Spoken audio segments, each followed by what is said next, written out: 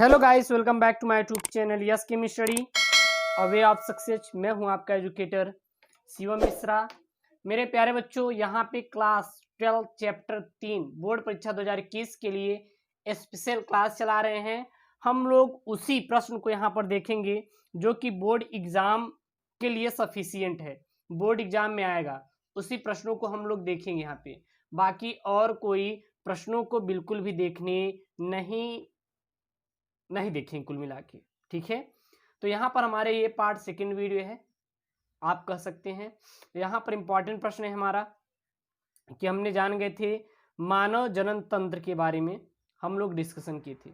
लेकिन अब इसमें हम लोग जानेंगे प्राथमिक लैंगिक अंग, प्राइमरी सेक्स ऑर्गन्स हमारे क्या क्या होते हैं, क्योंकि आपके एग्जाम में आ जाता है कि चलिए चैप्टर 3 से बात करें। चैप्टर 3 का इंपॉर्टेंट प्रश्न है हमारा, वेरी इंपॉर्टेंट प्रश्न है कि प्राथमिक लैंगिक अंग के बारे में आपको समझाना है। प्राथमिक लैंगिक अंग के बारे में समझाने के लिए आ गया तो हम लोग बोर्ड परीक्षा संबंधित उसको कैसे लिखेंगे, वहाँ पर उसके बारे में कैसे डिस्क्राइब करेंगे, वहाँ पर हर एक टेक्निक को मैं आपको इसमें बताने वाला हूँ मेरे प्यारे बच्चों, ठीक है। तो हमारा जो हेडिंग मेन पॉइंट रहेगा वो क्या रहेगा, प्राथमिक लैंगिक अंग। प्राथमिक लैंगिक अंग यानी कि प्राइमरी सेक्स ऑर्गन्स, ठीक ना। हमारा क्या है, प्राथमिक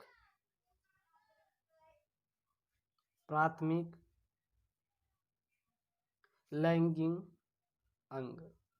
तो ये प्राथमिक लैंगिक अंग है मेरे प्यारे बच्चों, ये हमारा मेल और फीमेल दोनों के लिए है, मेल और फीमेल दोनों के लिए है। फिर इसमें हम लोग जानेंगे कि मेल के लिए प्राथमिक अंग कौन होता है, लैंगिक अंग कौन होता है और द्वितीयक लैंगिक अंग कौन होता है। इसी प्रकार फीमेल के लिए प्राथमिक लैंगिक अंग क्या होता है और द्वितीयक लैंगिक अंग कौन सा होता है, ठीक है ना। तो प्राथमिक लैंगिक अंग की बात करेंगे। तो अगर देखें तो मानव में जो प्राथमिक लैंगिक अंग होता है, नर हो या मादा हो या फिर हमारा कोई भी मेरे प्यारे बच्चों मेल हो, कोई मेल हो या फिर क्या हो फीमेल हो, उन दोनों में देखें तो जो लैंगिक अंग होते हैं इसी को हम लोग जनद कहते हैं। क्या कहते हैं, जनद कहते हैं। और इन अंगों में युग्मकों के निर्माण एवं जनन हार्मोन्स की श्रावण की क्रिया होती है और पीयूष ग्रंथि के अग्रभाग से स्रावित गैनोडोट्रोपिन हार्मोन्स जनदों की वृद्धि एवं कार्यों को नियमित करता है, ठीक है ना। और जनद में, नर में देखें तो जो जनद होता है प्राथमिक लैंगिक अंग होता है वो हमारा वृषण होता है जिसमें शुक्राणुओं का निर्माण होता है। अगर हम मादा में देखें तो वहीं पे उसका ओवरी होता है, जनद के रूप में अंडाशय होता है जिसमें अंडाणु या फिर ओ या फिर एग, ठीक ना, अंडों का निर्माण होता है। तो ये हमारा क्या होता है, प्राथमिक लैंगिक अंग माना जाता है। तो कह सकते हैं जो मानव मेल हो या फिर फीमेल, दोनों में, दोनों को लैंगिक अंगों को हम लोग क्या कहते हैं, जनद कहते हैं, ठीक है ना। और इन अंगों में युग्मकों के निर्माण एवं जनन हार्मोन्स की श्रावण की क्रिया होती है। इतना क्लियर हुआ। चलिए तो लिख लेते हैं हम लोग कि प्राथमिक लैंगिक अंग। तो यहाँ पे क्या लिखेंगे, मानव में प्राथमिक लैंगिक अंगों को जनद कहते हैं। प्राथमिक लैंगिक अंगों को जनद कहते हैं। याद रखना, मानव में जो प्राथमिक लैंगिक अंग होते हैं उन्हीं को मेरे प्यारे बच्चों क्या कहा जाता है, जनद कहा जाता है। इन अंगों में युग्मकों के निर्माण, इन अंगों में युग्मकों के निर्माण, इन अंगों में युग्मकों के निर्माण एवं जनन हार्मोन्स के श्रावण की क्रिया होती है। जनन हार्मोन्स के श्रावण की क्रिया होती है, ठीक है ना। अगर हम बात करेंगे नर में जो जनद प्राथमिक लैंगिक अंग होता है वो हमारा वृषण होता है, टेस्टिस होता है, ठीक ना। नर में जनद, नर में जनद कौन सा होता है? तो नर में जनद वृषण होते हैं, वृषण होते हैं, जिनमें शुक्राणुओं का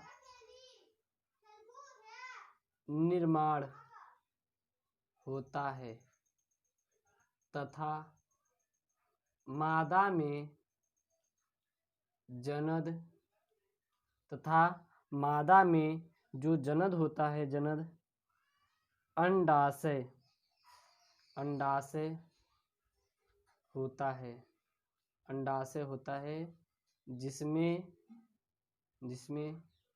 अंडों का निर्माण होता है, जिसमें अंडों का क्या होता है मेरे प्यारे बच्चों? निर्माण होता है। ओके, यहाँ तक आपको कोई भी प्रॉब्लम क्रिएट नहीं हुई होगी। अब हम जानते हैं द्वितीयक लैंगिक अंग।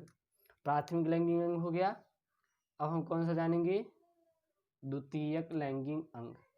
तो हेडिंग प्यारी से आपके लिए क्या बनेंगी? द्वितीयक लैंगिक अंग।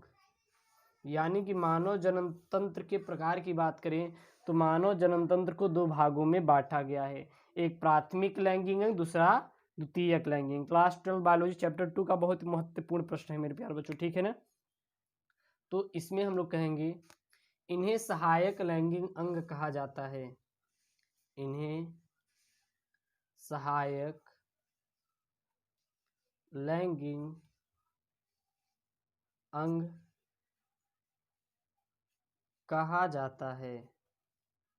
इन्हें क्या कहा जाता है? सहायक लैंगिक अंग कहते हैं, ठीक है ना?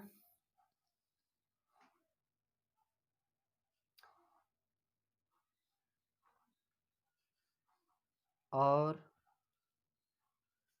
यह न ही युग्मक का निर्माण करते हैं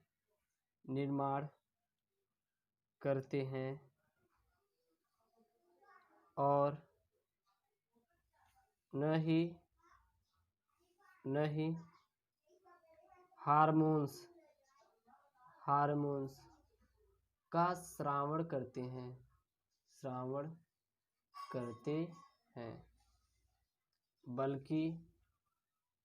बल्कि यह जनन क्रियाओं में सहायक होते हैं। ये जनन क्रियाओं में क्या होते हैं? हमारे सहायक होती हैं, ठीक है ना? अगर नर में बात करें तो नर में द्वितीयक लैंगिक जैसे क्या होती हैं? शुक्रवाहिनियां और प्रोस्टेट और ग्रंथि और शुक्राशय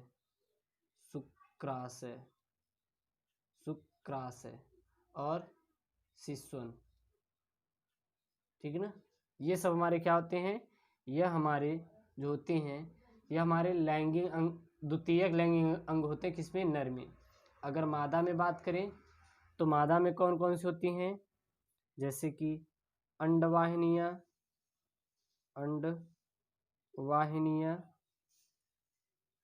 गर्भाशय और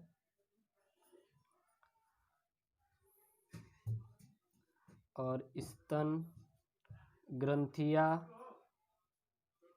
इत्यादि। ये सब हमारे क्या होते हैं? द्वितीयक लैंगिक अंग माने जाते हैं, ठीक है?